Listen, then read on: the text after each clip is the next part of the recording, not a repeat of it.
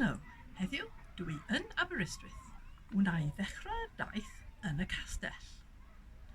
Nesa fyddai'n cerdded heibio'r hen coleg Aberystwyth. Wedyn fyddai'n cerdded ar hyd y promenâd i'r rheilffordd y graig.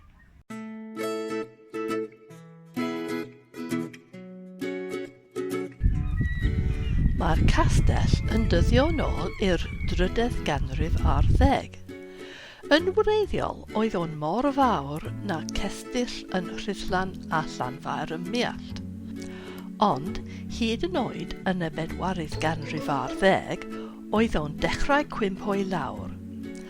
Ar ôl y rhyfel cartref Lloegr, wnaeth Oliver Cromwell chwalu'r castell a wnaeth y trigolion Aberystwyth orffen y peth gan gario'r cerrig i ffwrdd i adeiladu tai. Yn fy fideo diwetha, o'n i'n sôn am gylchoedd yr Orsedd. Dyma un arall. Ond mae o'n unigryw, dwi'n meddwl, achos mae yna eiriau ar y meini. Mae'n anodd darllen y geiriau rwan, achos mae o'n hen iawn. Mae hyn yn glirach, mae o'n deud Ceredigion yn llithrennau rwnig. Dwi'm yn gwybod pa eisteddfod wedi creu'r cylch, achos daeth yr eisteddfod i Aberystwyth sawl gwaith. Gaeth y hen goleg ei agor yn 1872. Oedd Aberystwyth y brifysgol gyntaf Cymru. Rwan mae'r campws ar gyrion y dre ar fryn Penglais, ac mae yna gynlluniau uchelgeisiol i draws newid yr hen goleg.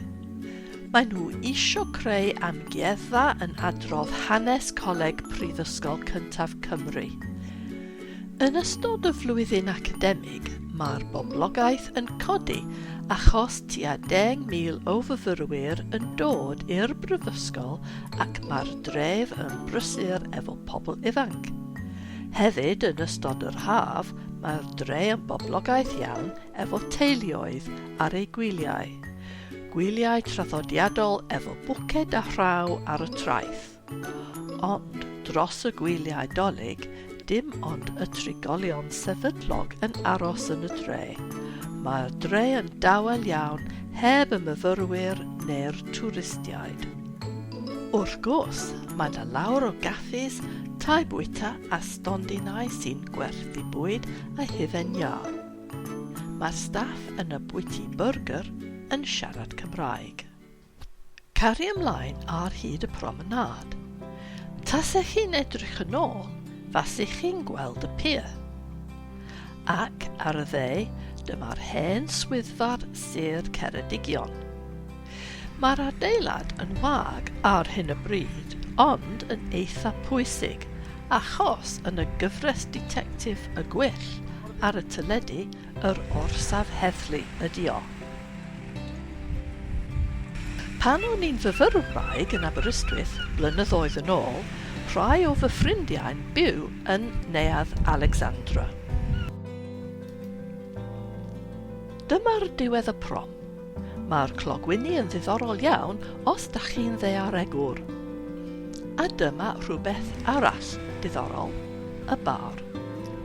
Does neb yn gwybod pan ddechreuodd yr arfer cicio'r bar, ond pan o'n i'n fyfyrwraig yn y 70au, oedd yr arfer yn hen iawn yn barod. Mae'r bobl, yn enwedig y myfyrwyr, yn meddwl bod cicio'r bar yn lwcus. A dyna rheswm dwi yn Aberystwyth, y rheilffordd y graig. Rheilffordd funicular ydy rheilffordd y graig. Mae'n dringo o'r orsaf ar y gwaelod i ben Craig Las. Agorwyd y rheilffordd ym 1896. Os dach chi isio, fedrwch chi rhentu'r fflat uwch ben yr orsaf am wyliau. Mi fuon ni yno am wythnos yn y Gwanwyn. Oedd hi'n hyfryd. Mae'r golygfeydd trwy'r ffenest yn wych a fedrwch chi wylio'r cerbydau'n mynd i fyny ac i lawr o'r stafell wely.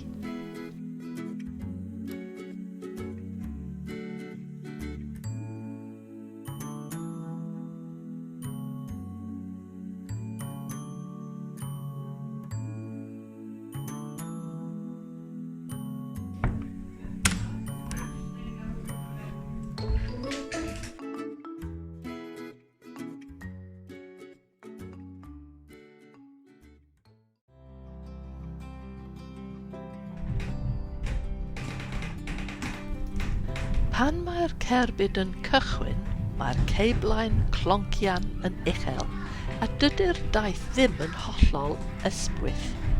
Mae'r plant yn swnllyd hefyd, ond mae'r olygfa'n anhygoel. Fedrwch chi weld yr holl dref.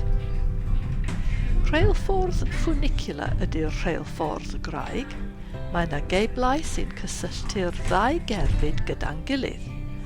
Yn wreiddiol, oedd y rheilffordd yn gweithio efo ynni dŵr.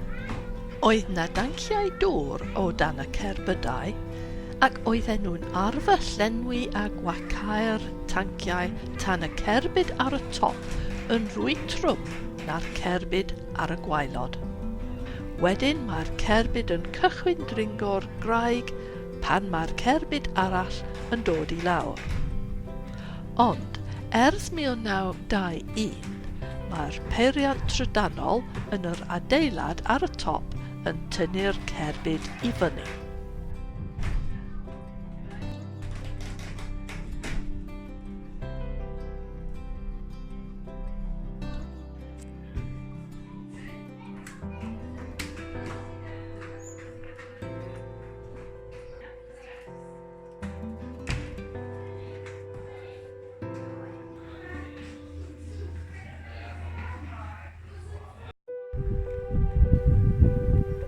Beth sydd ar gael ar y copa? Wel, does na ddim llawer o bethau, ond mae yna gaffi efo byrddau tu allan efo golygfeydd prydferth. Bowlio, efo siop sy'n gwerthu hufen iâ, ysgytlaethau a diodydd ysgafn. Camera obscura. Mae'r llwybr arfordir Cymru'n pasio dros y copa.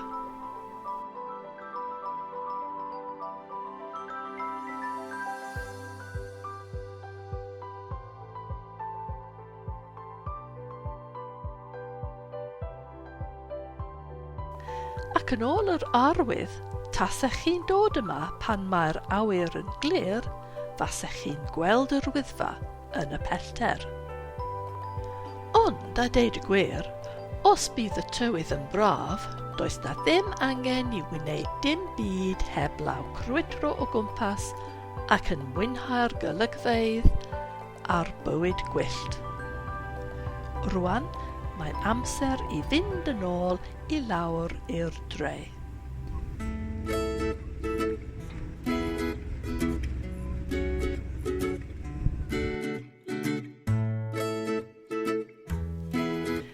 Gobeithio da chi wedi mwynhau'r daith dder ar rheilffordd y graig.